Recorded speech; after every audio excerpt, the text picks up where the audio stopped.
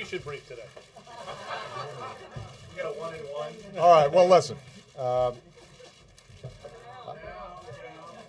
Obviously, Gibbs's departure is not the biggest one today.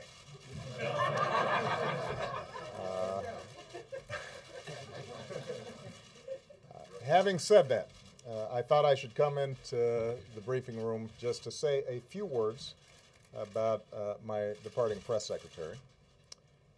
As some of you know, Robert started very early with me on this wild ride that I've been on. I had run for the United States Senate. I was not expected to win. When I won the Democratic primary in Illinois, I realized that I was going to have to start staffing up a little bit. At the time, I only had, I think, 6, 7 people working for me. And I still didn't have a lot of money, so all I could afford was Gibbs.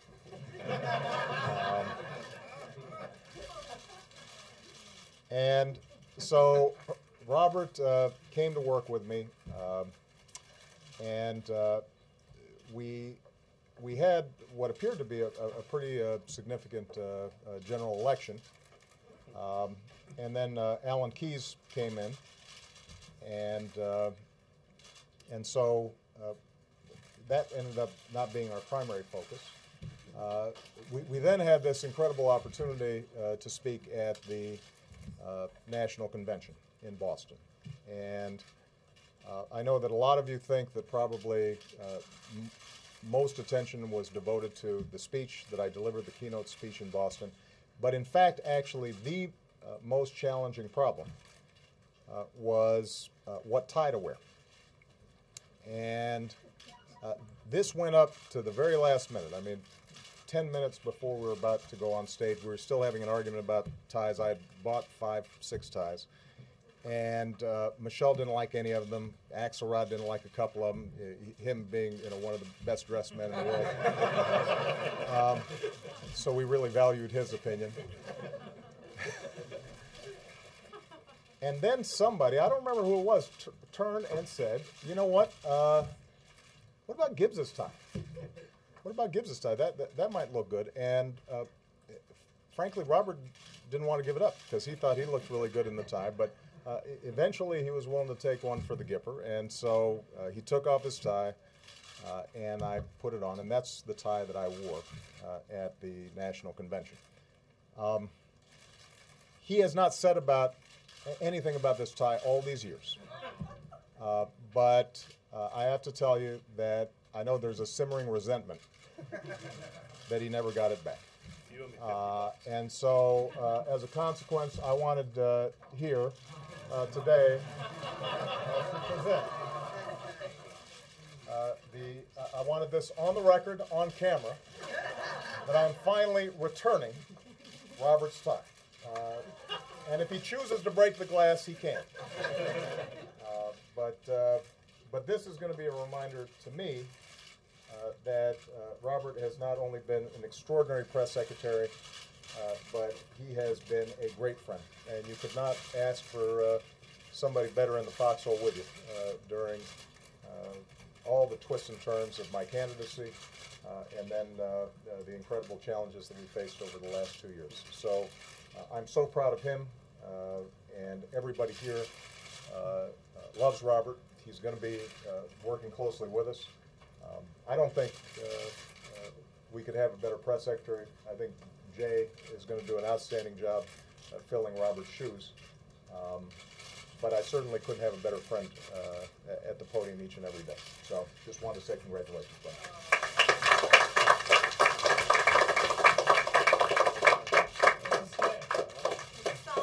I finally got it. Of course. Well, I didn't actually sign the tie because, as I said, he may decide he wants to wear it.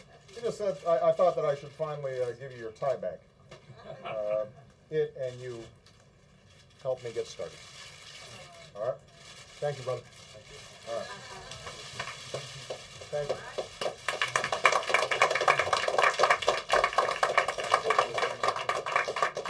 You notice, by the way, that he bought one just like it. I like that tie. You ask about Egypt? I like that tie. Let me get a few things. Let me just say a few things before we get down to talking about what we have every day and what we should every day, and that's the business of the country.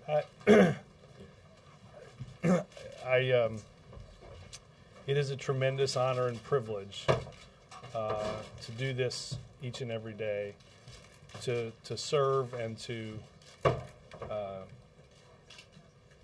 take part in days like today that are so momentous. And I want to thank the President and all of his team for, again, the privilege to serve. I don't want to spend a lot of time doing this. I don't talk about myself well, but I would be remiss if I didn't talk about a group of people that, I want to be clear, doesn't work for me, but I have the great privilege and I'm lucky enough to work with. I would not want to do this job as amazing and as exciting as it is without them. And I wouldn't have made it through it without them. I don't intend today or tomorrow to tell any of you goodbye because I don't intend to go anywhere. You all are forever a part of this experience for me. You've become a greater extension of my family. We've shared a lot of extraordinary times. I will miss boring days like today at the White House. I should tell you that for all of you that are looking for help on your morning shows, that Jay likes calls around 4:15 in the morning. If you don't get through it first, just keep dialing. And again, it has been an extraordinary privilege, and I will have more to say to all these guys and more to say to those of you that are in the back of the room that have meant so much to me and continue to mean so much to me. But before I lose it, we should probably start the 250th briefing of the Obama administration with Mr. Feller. Thank you, Robert. Well, first of all, congratulations and best wishes to you that we see on the campaign. If you do get homesick, you can bring back the dunk tank at any time. Take it out there. Some of you have better arms than I. Where's Bill Plant?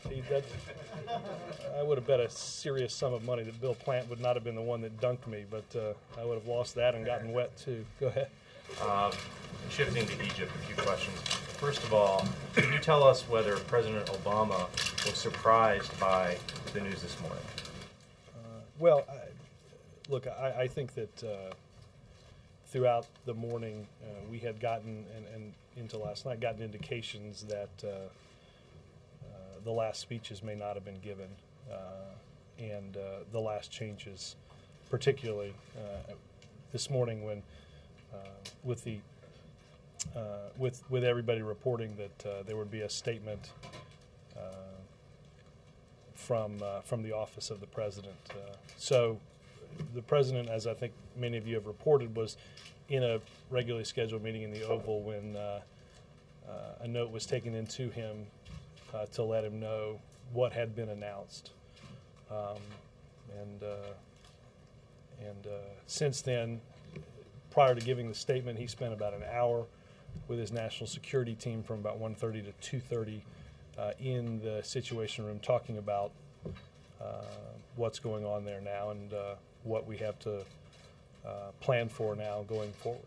He learned, when he got that note after the announcement, essentially he learned with the rest of us. Well, he learned what precisely had been said. I don't want to get into what other information he might have gotten. Big picture, is this change helpful or harmful to the interests of the United States? Well, Ben, I think that any time that a government changes based on the popular response of its people, as you've heard the president talk about a lot, is important. All governments have responsibilities to those that they represent. I think, as you heard the president say in his statement, there will be many bumps along this road as this transition continues toward free and fair elections. So I don't doubt, as I said, there will be there's much work to be done. This is the beginning of that process, not the end of it.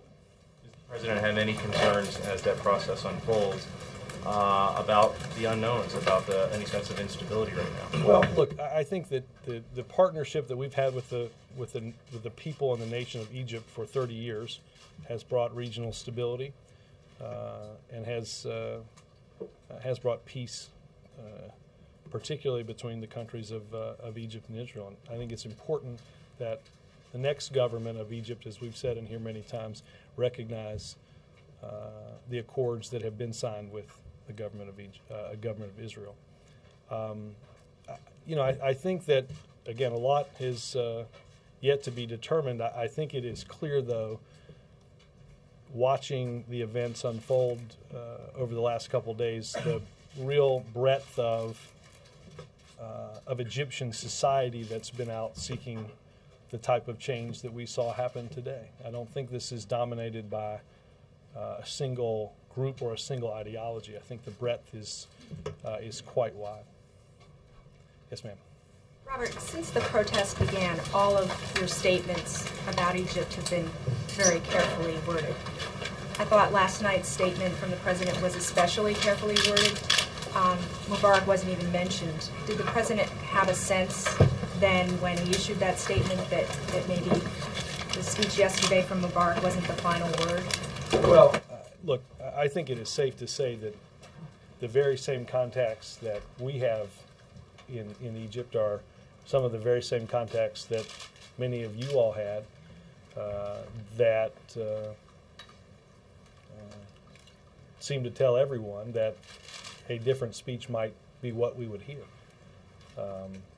That we didn't hear last night. And I think as the statement says, it was at that point a missed opportunity for the government of Egypt to take the necessary steps toward that orderly transition. I think quite frankly, Karen, that's been true building throughout the week, that you have seen as the government failed to take the necessary steps to broaden the coalition and to make some fundamental reforms that would signal to those in the opposition that they were serious. The crowds grew larger and larger. So there is no doubt, I think, that there has this is a situation where I think the phrase we've used a lot around here is threading the needle. There are a lot of equities in the country and in the region. And ultimately, this is something that started with, was driven by, and will ultimately only be solved by the people of Egypt. I think that is true in the lead up to the historic announcement today, but will be even more important in the days ahead leading to elections. Can you talk about any contacts with leaders in the region that have taken place since the announcement? Since the announcement today, the president has not made any phone calls either to those in the region or not talked to any heads of state. What about senior level contacts and what kind of assurances, if any, can you give Israel and Jordan about how this may affect them and their concerns about stability? Well, look, we have throughout this process wanted to see protests that were peaceful, protests that were our outcome in this process. We wanted to see happen in an orderly way to ensure some of that very stability. I think that if you, that quite frankly is what has guided us this entire time. The president again, the president has not spoken with anybody. I do not believe at this point, though I would check, you should check more carefully with the Pentagon in terms of whether in the last few hours, I don't think there have been any contacts. Obviously, we've got pretty good relationships, as you've seen throughout this process, on a military-to-military basis. I will say it is remarkable to watch in the region how Iran is dealing with this. You know, we saw, I think about a week or so ago, they made some provocative statements about what these marches meant. We now know how they're responding to the images that we see in Tahrir Square. They are arresting people in Iran. They are blocking international media outlets. They are turning off the internet. So for all of the empty talk about Egypt, I think if the Iranian government, I think it's up to the Iranian government should allow the Iranian people to exercise the very same right of peaceful assembly and ability to demonstrate and communicate their desires. I think we've all seen, again, their response. The head of the Revolutionary Guard said today, "Seditionists are no more than a corpse. We will severely crush any of their movements." So I think what you've seen in the region is the government of Iran, quite frankly, scared of the will of its people. Jake. Thanks, Robert. Before I ask my last questions of you in this room, good luck, and I hope you get to spend a lot of time with Ethan. I've also taken the liberty of going back and looking at all the questions you said you'd get back to us with an answer that you didn't get back to us with, Jay, starting in January 2009. Jay will have a transcript of all of those for you on Monday. And if you don't get it, just keep pinging. When was the last time President Obama spoke with President Mubarak? I'd have to double check, but I believe it was. I'll double check. I think it was right before he spoke. It was Monday, right? The Monday that he spoke. The last one we read out. The last time you announced that. There haven't been any calls since then that I'm aware of. Under the Obama administration, the State Department changed the way that civil society in Egypt was funded. First of all, it didn't directly fund civil society groups, pro-democracy groups, as the Bush administration had done it. It instead went through the Egyptian government through approved civil society groups, and it also lowered how much civil society groups were funded. In retrospect, does the Obama administration regret that? No, look, I can get you a little bit longer fact pattern on this. I think that I think our commitment to the universal principles that the President has talked about throughout this process, and in countries not just in Egypt and not just in the region but around the world, I think are best exemplified by what he said standing in Cairo, saying many of the things you've heard him say over the past several days. Obviously, we are watching the situation, and will, as I think members have testified just in the last day or so up on Capitol Hill, tailor our assistance to a changing situation. Okay, and lastly, Egypt has been a tremendous ally to the United States, according to the government, on the issue of counterterrorism.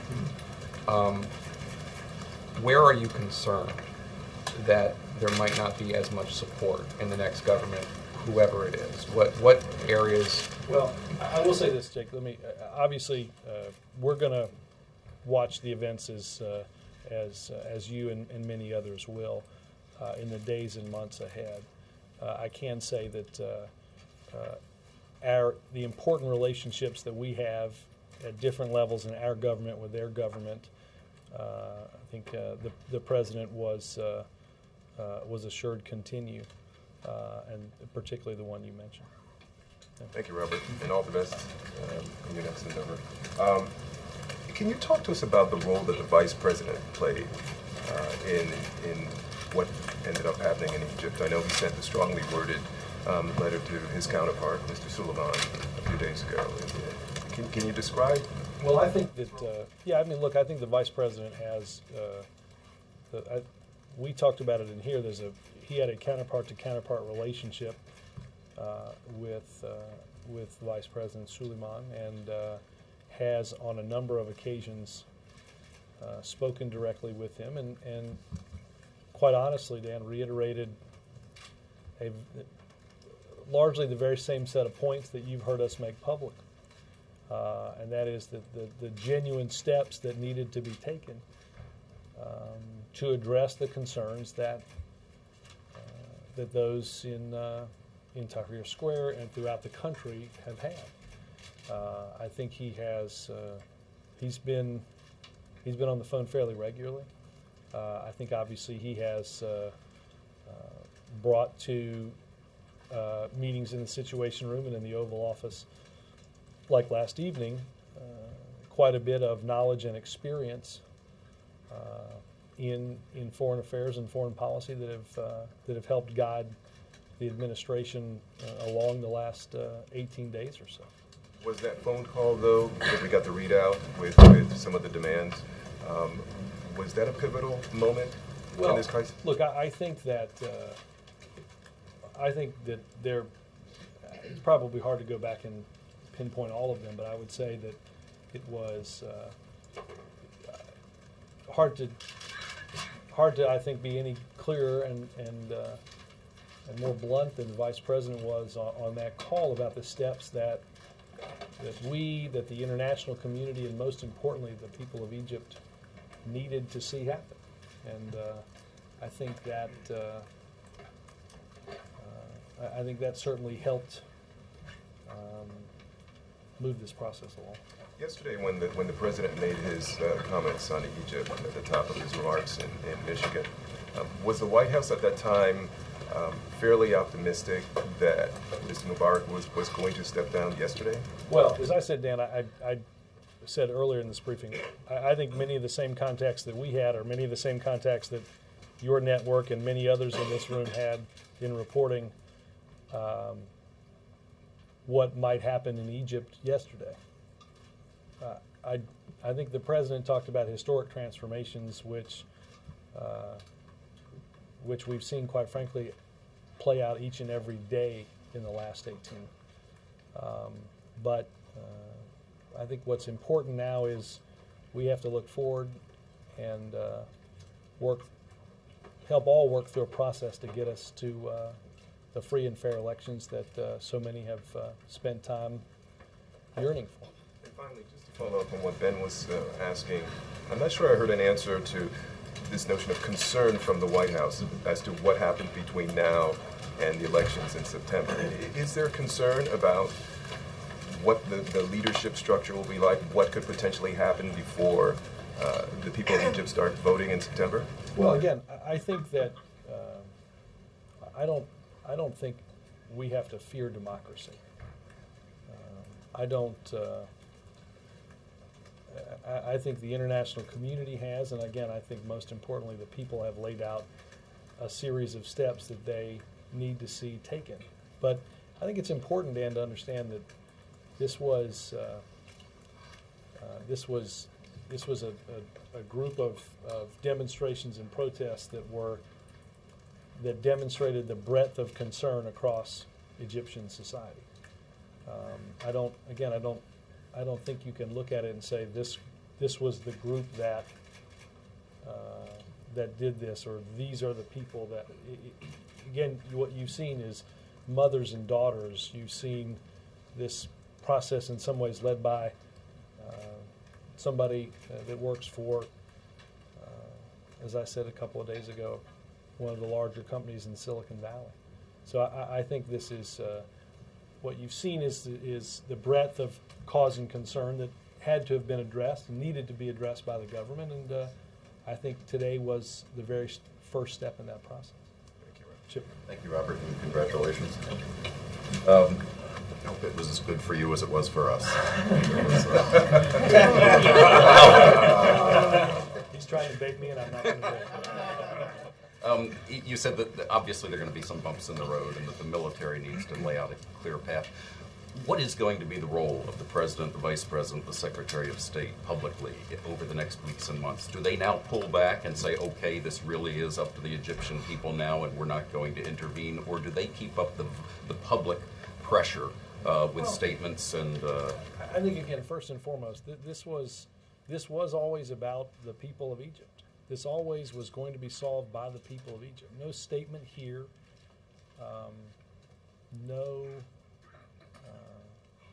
no comment that was made here was going to, I think, bring the fundamental change that people were looking for in Egypt. We've talked about it a lot in here. I think the people of Egypt, again, they have their concerns, and they're not going to be, the definition of how to solve those concerns is not going to be solved here. But again, I think we will continue to try to play as a constructive role in helping this process along. But again, I think this started with the Egyptian people, and it will end with the Egyptians. But do you think the President, Vice President, Secretary of State will be as publicly well, I mean, out again, there I think in pressing the military? I think what we've seen, well, I think at every step along this way, we have been very clear about the response, and you heard the President discuss it today, about violence. And I think it's remarkable. What we've seen in the past 18 days in terms of the type of sweeping change is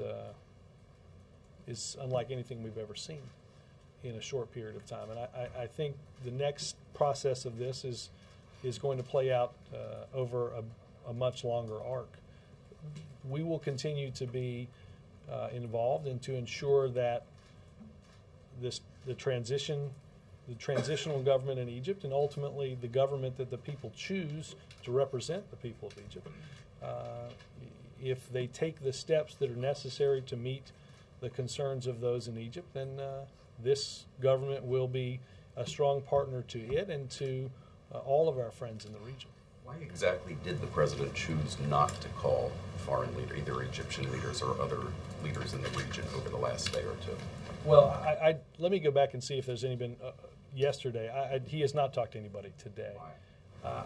I think we have. I think we are watching events and monitoring them, and I don't doubt in the days ahead that the President will reach out to those. But this is an Egyptian story today. And last question: is there a hope in the White House that the example in Egypt could inspire another uprising in Iran? Well, as I mentioned earlier, I think there is quite a contrast between the way the government of Egypt and the people of Egypt are interacting, and the government of Iran is threatening its very own people. I think if the government of Iran was as confident as they would have you believe in the statements that they put out, they would have nothing to fear with the peaceful demonstration like those that you've seen in Cairo and throughout Egypt. They're not that confident. They're scared. That's why they've threatened to kill anybody that tries to do this. That's why they've shut off all measure of communication. I think it speaks volumes. It speaks volumes about the strength and the confidence that they have, and in fulfilling the wishes and the wills of its people. Mike. Robert, do you have any sense if the images coming from Egypt are somehow getting into Iran? We've heard the Vice President and now you talk about Iran. I'm wondering if the administration thinks there's a chance that the message is getting in somehow to Iran. Well, look, I think we have all seen reports that, over the past many days, that those in Iran have and want to march and demonstrate peacefully. The government of Iran, again, has met those the concerns of its people with threatening to kill them. I think it speaks volumes as to what it speaks volumes to the grip that they have, or lack thereof, on the popular beliefs of their own people. Can you talk about Vice President Suleiman's role at this point? Is he still in a key role, or is he on his way out as well? Or Mike, I think that is a question for the transitional government in Egypt. Talk a little bit, if you don't mind, about the communications challenge with this event unfolding halfway around the globe, trying not to get ahead of the message. How challenging was that? Well, look, as I said earlier, we have there are a lot of different audiences. There's a lot of different equities. And I think the bottom line was, as I said, this started in, and it will be solved by the people of Egypt.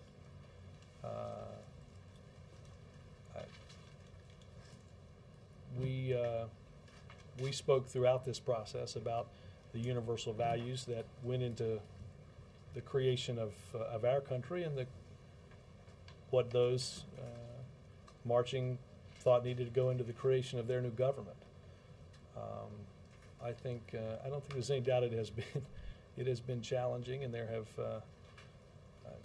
not in quite some time have we had probably one topic take up so much space inside of here over the past 18 days like it has. But there's no doubt it is, and it was a challenging topic for us to discuss. But I think as the President said, there'll be challenging days ahead for those in Egypt to construct what their country will look like in the months and years ahead. Do you mind giving out your personal email address so we can keep in touch? Marissa has it. I probably shouldn't say it on TV. Thanks. Yeah.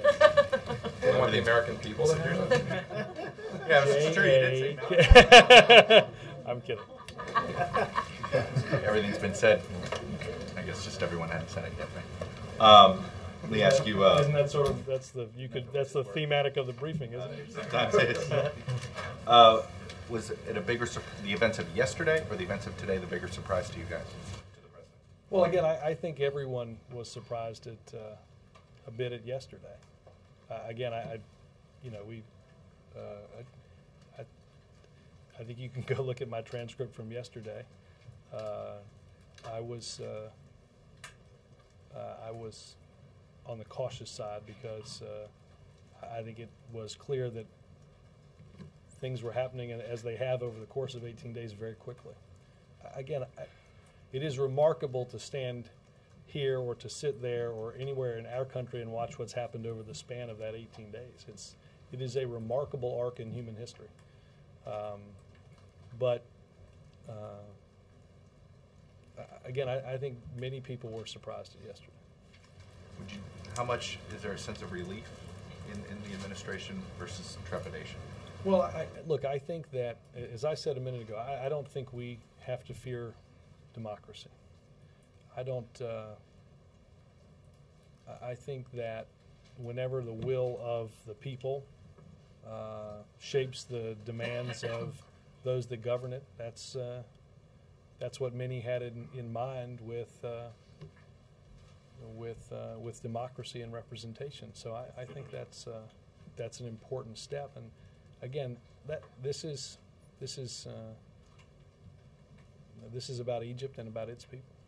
Does this change Middle East policy in the United States from here on out? Just what happened in Egypt, what could happen elsewhere? Is it fair to say that this is going to change America's foreign policy in the Middle East? Well, look, again, we don't know the ultimate outcome of what free and fair elections will be. We don't have a sense of who that next leader will be,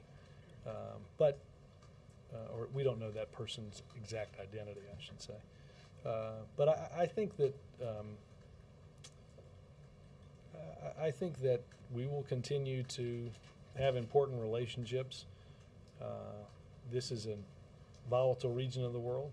The relationships, the bilateral that we have, bring some measure of stability and peace to the region. Obviously, there's still great work to do to bring peace throughout this region, and the President has worked tirelessly with the team on that.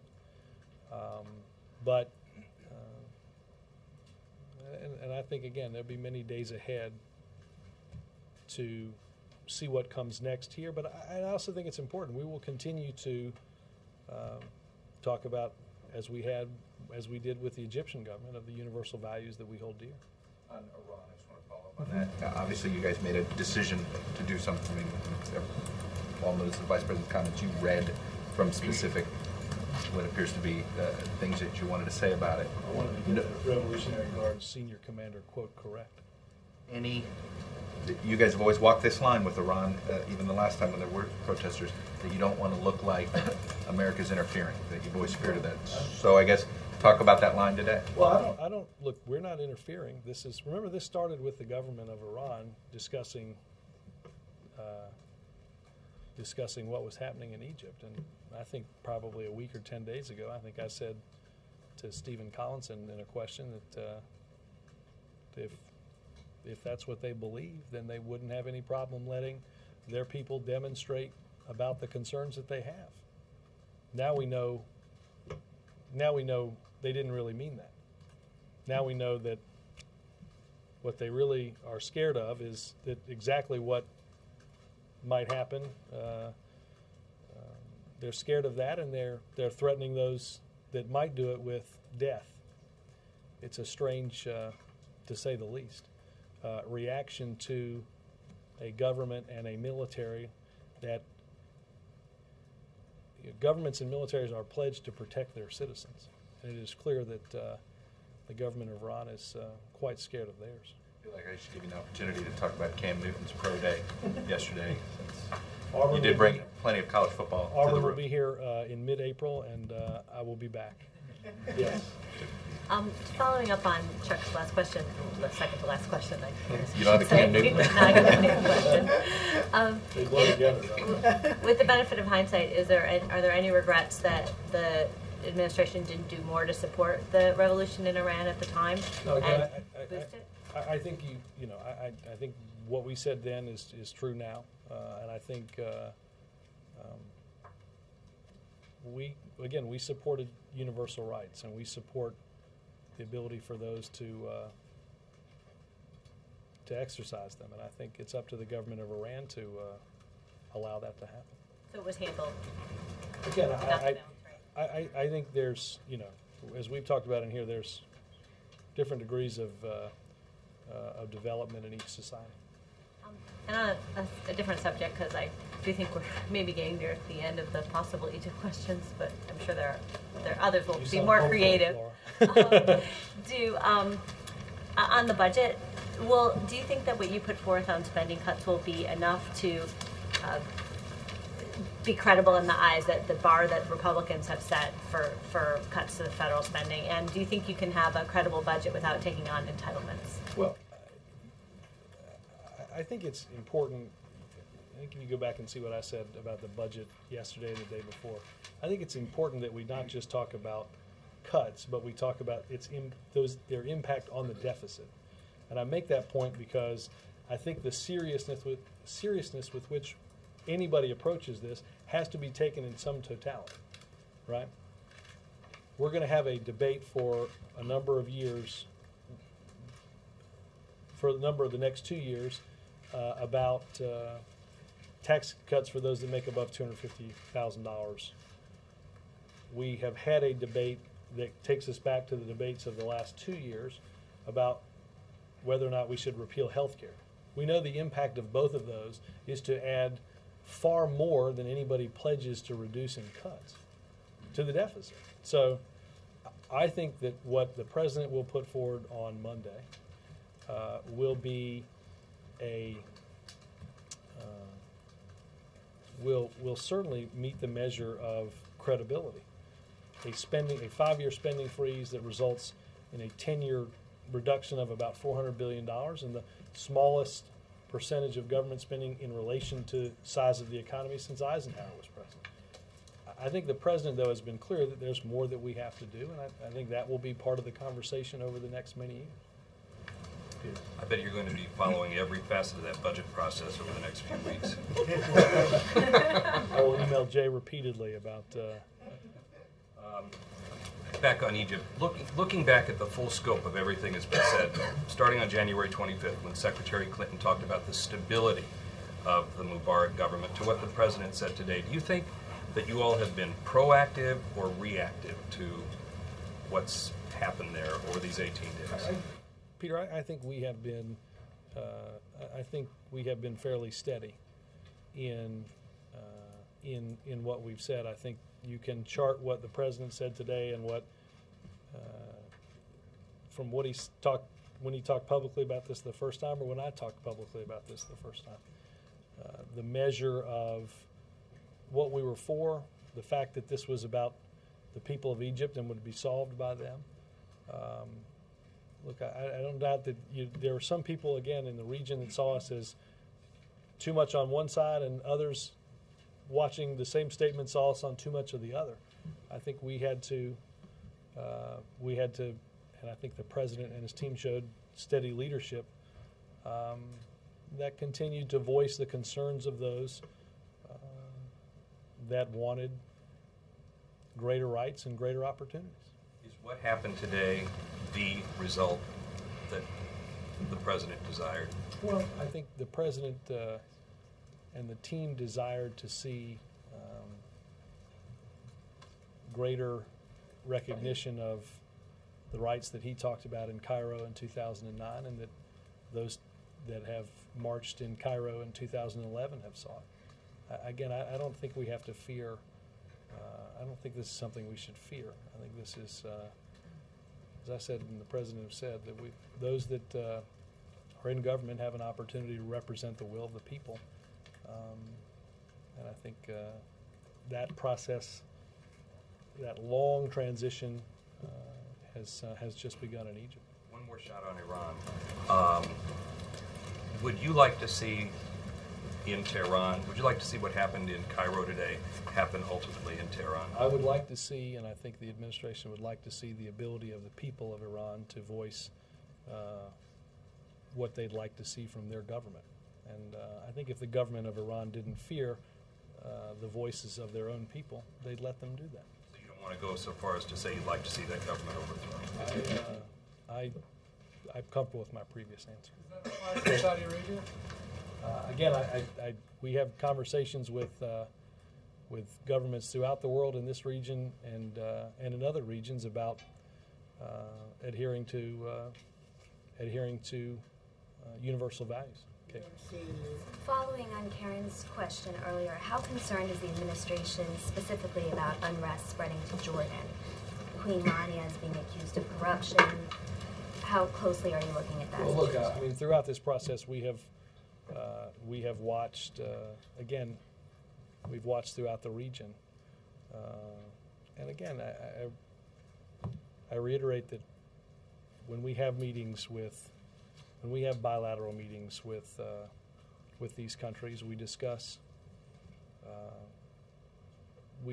again the universal values that we discussed on many occasions with the government of Egypt. Are you particularly concerned about unrest spreading to Jordan and Syria and these other? I'm not going to get into some of those conversations. Could you talk a little bit more about the role the administration thinks that the Egyptian military should be playing now that they've essentially taken over? Well, look, this is, I'm not going to go through each and every step of this process. I think the president was clear in the responsibilities as a transitional government that they have. Some of the changes that are necessary need to take place, and the important steps that have to be demonstrated, and the constitutional change that we need to see, that the people of Egypt need to see on the road to free and fair elections. And I think they have those, and they have those obligations today. Kyle. Best of luck, Robert, and be happy. 3 housekeeping questions. Are you going to recommend to Jay that he continue the pattern of really very heavy questions for the first 2 or 3 rows? Serious question for everybody in the back row. Connie, would you have that question if you weren't situated today in the middle of the second row? It's not my seat, but I've been here for 43 years. Connie, I am only moments away from not having to wade into the politics of many of the rows in this room, and I am not going to. Yeah, I know that you guys will solve all these problems together. 2 more. Will you recommend that you have the pre-arranged questions, a list of questions at press conferences? We don't have a prearranged list of questions at press conferences. Arranged questioners, I think. Is that what you meant? Yes, that's what I meant. Go for him.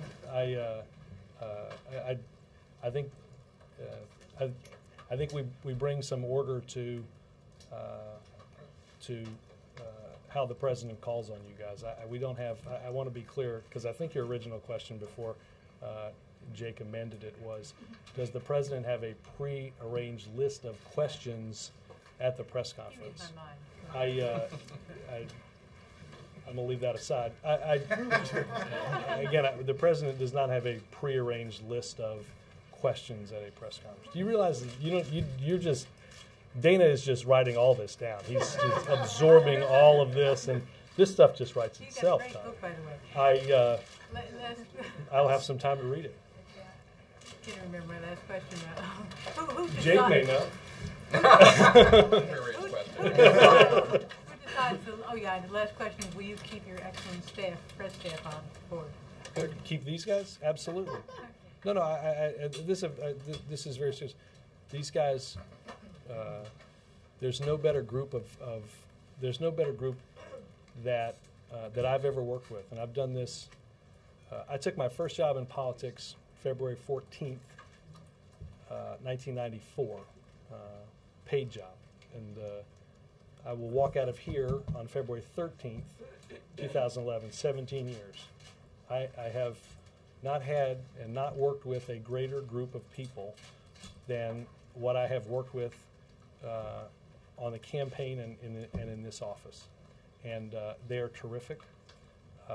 Each and every day, they make the president and they make all of us look good. They are and will continue to be the backbone of the White House press operation. Thank you. You guys don't move on for that. Now, this is a prearranged question, so you already know it, but Yes. for the benefit of everybody else here. I'll let you finish it just so it looks... Just so for appearances. Cool. No. Oh, I did. Sorry. Go ahead. Go ahead. What is the president's message to people in Jordan and Saudi Arabia who are looking at Egypt saying, we want to have the same sort of nonviolent revolution, get rid of our monarchy? Would he encourage them? Well, again, I don't think it is. It hasn't been during the 18 days here, and it's not our role to make that kind of statement. Again, I think it is important that we have bilateral relationships, and in those meetings, we say publicly and we say privately that governments throughout the world, we just did this when the government of China was here, have to recognize a certain level of individual and basic freedom. And I think that has been true for this administration and previous administrations that were here before us. Thank you, Robert. Now that you have more time on your hands, you'll be returning all our phone calls and emails, won't you? No comment. I'm going to depart from the Egypt questions and follow on Laura's budget question. The House Republicans have been very divided among themselves over how much cutting to do. As you know, conservatives are pressing for additional cuts. The president met with Speaker Boehner earlier this week, and I'm wondering, how closely is President Obama watching this debate among Republicans, and how concerned is he that the pressure that their party faces from the right will make it more difficult for him to reach some kind of agreement with Republicans on a budget? Well, look, I think the president obviously is a pretty big consumer of news. I have not heard him discuss in the past few days the articles about, as you mentioned, the pressure that House Republicans have come under from different entities in their caucus. I think that out of that lunch, and I think even well before that lunch, we had a model in December of being able to sit down and make some important decisions for the people of this country, to take some important steps like reducing our deficit that only can be done when we both see common ground. And I think that's what will be the end of this, is there will be some agreement. I think there'll be some tough decisions along the way, and you'll see some of those tough decisions from our side in the budget. But I think in the end you will see that two parties have to come together, and we have divided government. It's the nature of any of our solutions now. So he's confident that he can avert a shutdown of the sort that happened in the mid-1990s, and that you'll. I doubt that. I think there's probably some very serious concern in the Republican caucus of not wanting to repeat that, and I think that you've heard the notion of some of even Speaker Boehner has said, we have to make some tough decisions around and some tough votes on the debt that require us all to be adult. Yes, ma'am. Thank you, Robert. God bless you and your family. Thank you. Thank you. On the, regarding the six-party talk, South Korean government had mentioned today the issue of the preconditions for resumption of the six-party talk. Right. And does the United States have any preconditions to resume six-party talk? Well, I think what was clear in the bilateral talks that quickly broke down earlier this week between South Korea and North Korea was that North Korea genuinely lacked the seriousness to be involved in these.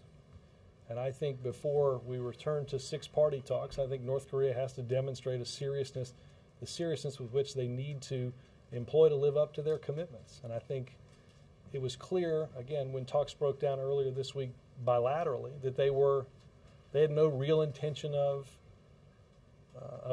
entering into a constructive dialogue like this. And I think it results in further isolation of North Korea, and they can make a conscious decision, but it's going to require that conscious decision. What is the detail of the United States? Well, I think, look, I think the broadest thing is they've got, again, they have to show a willingness to live up to their commitments and to denuclearize. And that's what we have said throughout this process. And I think they need to demonstrate how serious they are about that. Yes, sir. Thank you. You, Mr. President, said Egyptians have changed the world. And so far what I am hearing about the states, other oppressive states in the region, it looks like your administration has not yet adapted this changing world. Or could you please walk us through what is the changing world and what is your administration new policies in the world? I think I've given this answer a couple times, but I'll repeat it. We spend time in public and in private with governments throughout the world, not just in this region, but throughout the world, on what we see. I'm not sure what that noise is. There we go. Sorry, Karen's recorder went from recorder to player. Somebody's did. Maybe I thought that was in my head, but now it appeared to have been. I felt much better when you guys recognized it as a noise too. So, I think that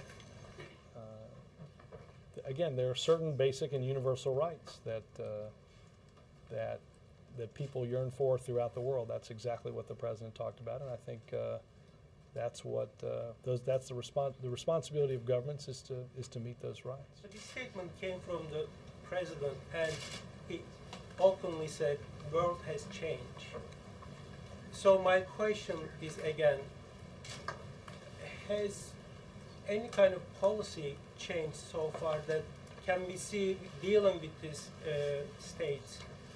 Has you adjusted your policies yet, or? Well, again, I'll try one more time. We have these conversations directly with those, with governments throughout the world.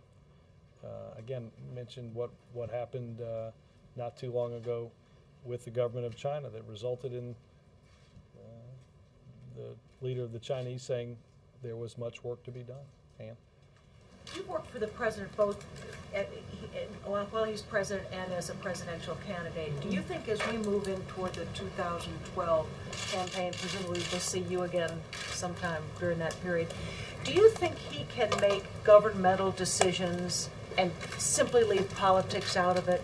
Is he the kind of person who can make governmental policy decisions without always thinking maybe in the back of his mind on his own political future? Like that brilliant auto bailout?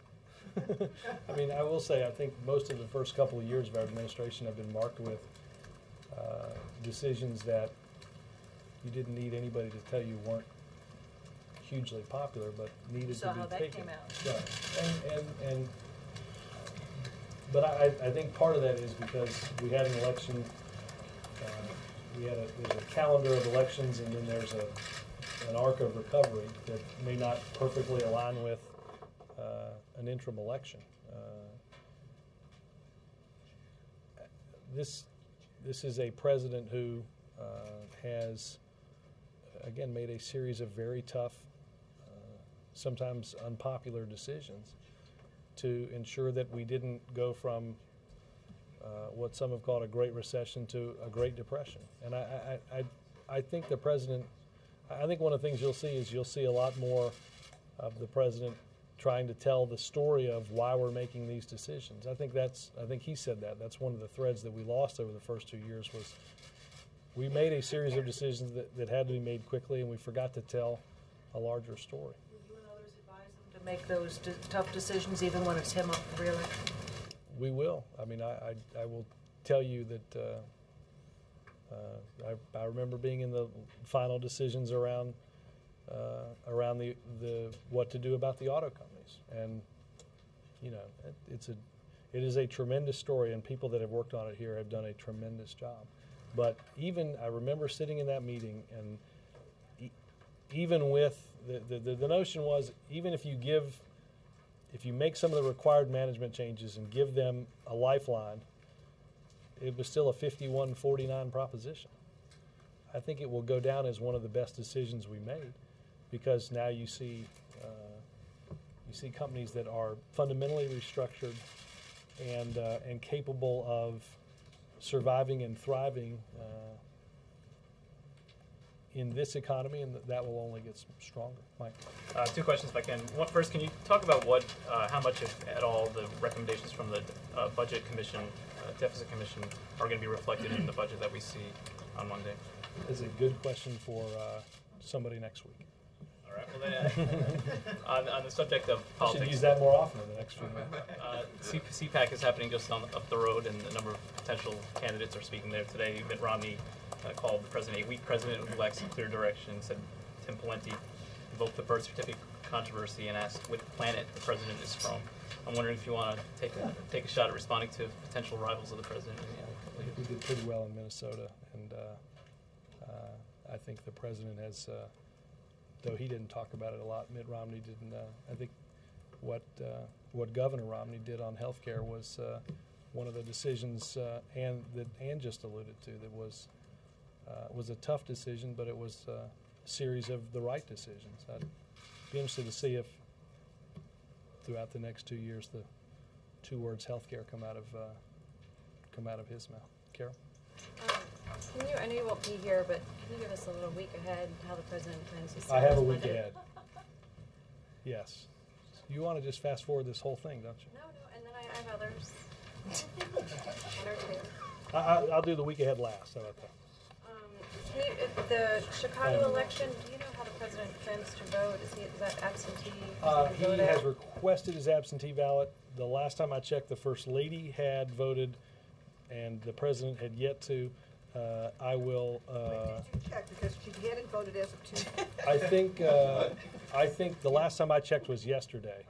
So I think she voted. She's voted sometime in between. I don't know whether the president's voted, but I will check on that as soon as I get out of here. And then if you could, how would you, just on your departure, how would you assess the president's relationship with the press corps at this point in his presidency? Soon somebody's going to pay me a lot of money to give that assessment, and I look forward to sharing that with them. April. No, Wait a minute. he does that just to do that, April. That's why. If you could see the size of the grin on Ben's face every single day when he does that. So, I'm sorry. I don't mean to stir the pot as I leave. Go ahead. Thank you, Ben. For the last time, you promised. Oh, I will get that too. I have not had a chance. Jay Carney at who.eop.gov. No, I'll try to find. You promised Wednesday you were going to call me at home. And you did not. Yes, I did. You did, on tape. I promised that I'd call you at home. Well, you said you would call me that night. I don't think I said that I would call you that night. This is. Okay, just on the cell phone. You said it There night. may be Anyway, moving on. April, I've got a follow-up.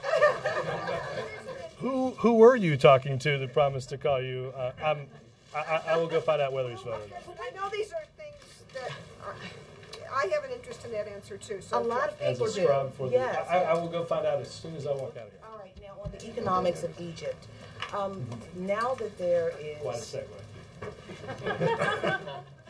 now that there is a change in leadership, let's talk about the American pocketbook and gas prices and things of that nature. Should we expect to see some change in the prices of a barrel of oil now because things have changed, or is there still volatility to push the price up? I think inherent in the pricing of oil is some volatility. As much as I would love to tackle a few subjects that they tell me never to talk about, I should not do that in the last briefing I have. I will say this: we have well, I don't want to make people rich or poor based on what I say, but on a daily basis in the Deputies Committee meeting that have been taking place around Egypt, we have discussed what is happening with transportation at ports of entry and in the Suez, and we continue to monitor that and do not see a disruption on that. And lastly, congratulations on your new chapter. Thank you. Now, Monday, it's going to be different for you.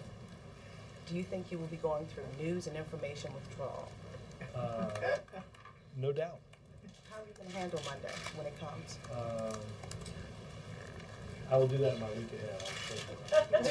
Thanks. I wanted to follow up on Mitt Romney's glaring omission in his remarks today. Has the president been watching the CPAC coverage in between watching the? Okay, why do you think that it's important for Mitt Romney to talk about his health care plan and why? Why would that be important? I don't know why he wouldn't. I had an Egypt one, believe it or not. Actually, a couple on Egypt. Have the Secretary Clinton and the Samantha Power camps kind of gotten together? Are they in the same place now in terms of? I'm not entirely sure what you're speaking about.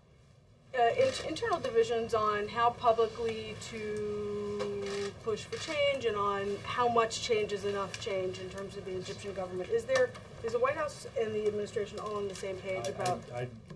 Margaret, I think we've been all on the same page for quite some time. Okay, Richard, Stephen, and I'll go. No, it's okay.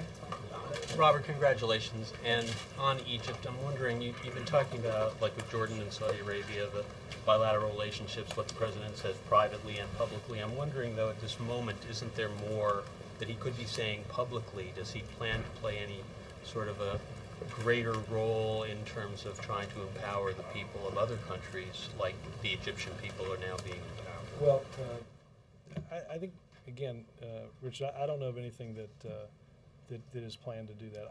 I would point you to what he said today, and I think what's important to remember about all of this is that it didn't start by, we didn't start it, we didn't finish it. This is an issue for the people of Egypt and the people of countries around the world to petition their governments. Stephen? The President said just now that the Egyptian people forged change through peaceful means and not terrorism or violence. Is the administration arguing now that expressions of popular will like this and democracy could drain the sort of swamp from which extremists find their recruits? Well, I think that the line, Stephen, that you point to is one with some, I think, very specific meaning. And I think if you go back to what the President said in his inaugural address, there are those that seek to change by building, and those that seek to change by blowing up and destroying. And I think what we have seen in Cairo goes greatly in contrast with entities like Al-Qaeda that have killed people that share their belief, their religious belief, in order to scare and to terrorize. So in that case, will we see more of an emphasis on pushing for democracy in the Middle East in the foreign policy than we've seen before? I think you'll see the President continue to hold up the concerns of those throughout the world that seek a greater recognition. I'm going to do the week ahead, and then I'm going to go. Let me just do the week ahead, guys. Before I do, I'm going to give you my week ahead, April. Are you ready? Yes. On Monday, the former press secretary will travel with Ethan Gibbs to school. In the morning, he'll catch some Sports Center and a bike ride if the weather holds up. In the afternoon, he's hoping for a nap before walking several hundred feet to the bus stop to greet Ethan. Travel pool will accompany. Fortunately for me, I do not anticipate any further public events for the remainder of the week. The President, on the other hand, and you all have a very busy week. On Monday, the President will travel to Baltimore County, Maryland. I don't know if it's city or not, to speak to the students at Parkville Middle and Center of Technology. I don't know if that's the right. Parkville Middle, the Center of Technology. I see. There's an and that. Education Secretary Arnie Duncan and OMB Director Jack Lew will join the President for the visit, where he will lay out key priorities in the 2012 budget and discuss the importance of investing in education to prepare our children to be competitive in the global economy. On Tuesday, the President will honor recipients of the 2010 Medal of Freedom in a ceremony at the White House. The Medal of Freedom, America's highest civilian honor, is awarded to individuals who make an especially meritorious contribution to the security or national interests of the United States, world peace, cultural, or other significant public or private endeavors. On Wednesday, the President will meet with state legislators at the White House. Later, the President will deliver remarks to the White House on the America's Great Outdoors Initiative. On Thursday, the President will attend meetings at the White House before leaving in the afternoon to travel to the West Coast. On Friday, the President will visit Intel Corporation in Hillsboro, Oregon. While at Intel, the President will tour the world's most advanced semiconductor manufacturing facility, as well as learn more about Intel's science, technology, engineering, and math education programs. It has been a tremendous honor and a privilege to do this over the past little more than 2 years. I wish you all good luck. I will miss you. I had a lot of fun, and I hope, as we covered some very serious subjects and we watched the world change, I hope you had some fun too. Thank you.